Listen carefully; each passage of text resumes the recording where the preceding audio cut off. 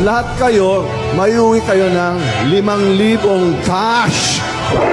Will also receive a check worth 200,000 pesos.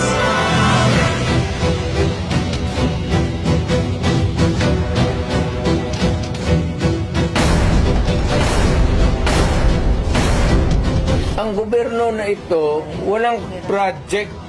Saan ang pera namin? PhilHealth, 89 billion. Ang naiwan, 29 billion na lang.